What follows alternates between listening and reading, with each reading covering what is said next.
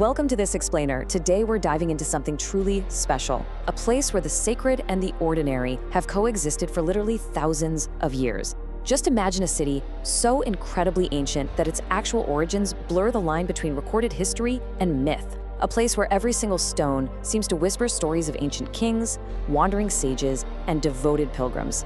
We're talking about Kashi, also known to many of you as Banaras or Varanasi, and it holds the profound title of being one of the oldest continuously inhabited cities on the planet. Okay, let's dive right into this. The very first question that naturally pops up when talking about a place like this is, just how old is Benares? Well, honestly, its exact age is a bit of a profound mystery. You see, for millions of Hindus, this isn't just a dot on a map.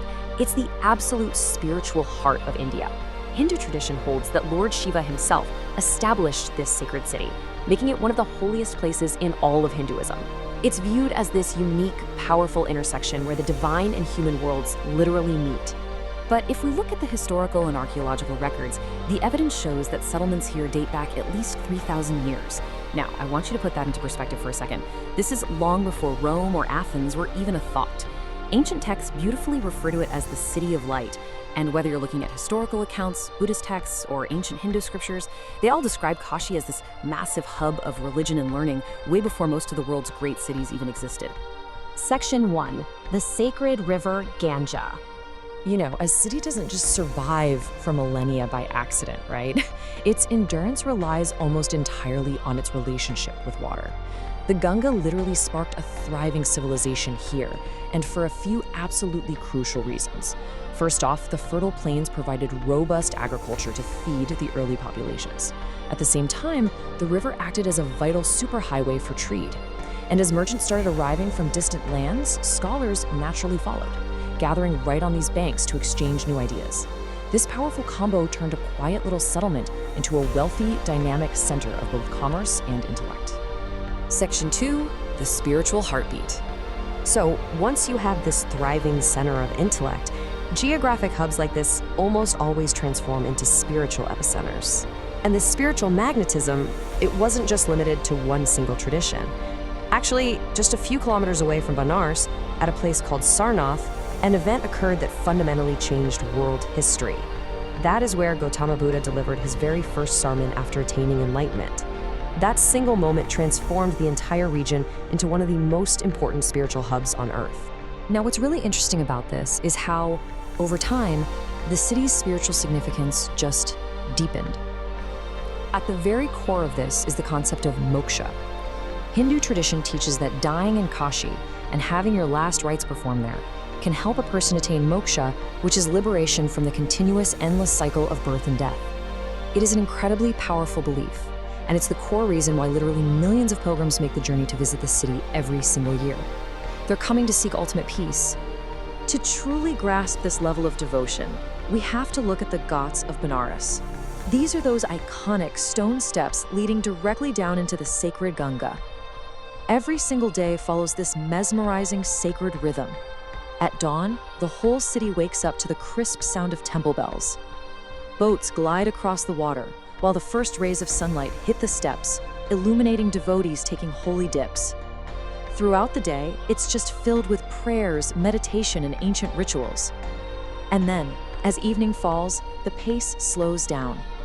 The famous Ganga Aarti begins. Lamps are lit, prayers fill the air. The dark river perfectly reflects thousands of flickering flames.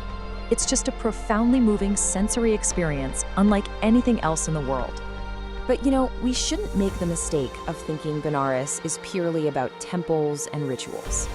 It has long been a heavyweight center of knowledge and culture. The city produced some of the greatest scholars, philosophers, poets, and musicians in history. It became globally famous for its classical Indian music, its incredibly deep roots in Sanskrit learning, and of course, its exquisite Banarasi silk. That's a highly admired craft that remains super sought after across the world even today. Section 3. Resilience through the eras. Let's move to this timeline and see how this all builds, because I want you to pause and think for a moment. How many ancient cities have you read about that are now simply empty archaeological digs? Countless empires have risen and fallen, yet Benares has this unbelievable survival story. By the 6th century BCE, when much of the world was just starting to develop early civilizations, Benares was already a flourishing urban center. Then came the Mauryas. Later, the Guptas brought in a golden age of culture. Kings and emperors came and went in this constant revolving door of power, but through it all, Benares endured. Unlike so many other ancient cities that simply disappeared into the history books, Banaras survived absolutely brutal upheavals. It was destroyed and rebuilt, it was attacked and carefully restored, it was changed and renewed over and over again. Yet despite all of this turbulent history, it never lost its unique identity. This extraordinary resilience is exactly why historians call it one of the world's oldest living cities. Section 4, where ancient meets modern. So how does a city with this much history operate in the 21st century? Well, look at this number, 1 million. That is the population of modern Varanasi today. Its narrow, winding lanes are deeply connected to their ancient roots. But today, they are packed with modern shops, university students, eager tourists, and dedicated pilgrims traveling from literally every corner of the globe. And this comparison brilliantly illustrates the sheer harmony of the city today. On one side, you have the ancient traditions, centuries-old shrines, and the echo of sacred chants. And right alongside it, you have modern life, bustling cafes, loud motorcycles, and sprawling new universities. In Benares, you can literally experience thousands of years of history in a single afternoon. A modern cafe stands proudly beside a centuries-old shrine, and you might actually watch a motorcycle zip right past a solemn religious procession. The ancient and the modern coexist here in just remarkable harmony. So the crucial point we need to take away from this is, Benares constantly changes yet somehow remains entirely timeless. It isn't simply an ancient city that survived the passage of time like some preserved museum artifact gathering dust. No, it is a living civilization. Its ancient traditions are still actively practiced every single day. Its festivals are still celebrated with the exact same fervor. The River Ganga still attracts millions to its banks. The spiritual energy is alive and well, continuing to inspire people all over the world.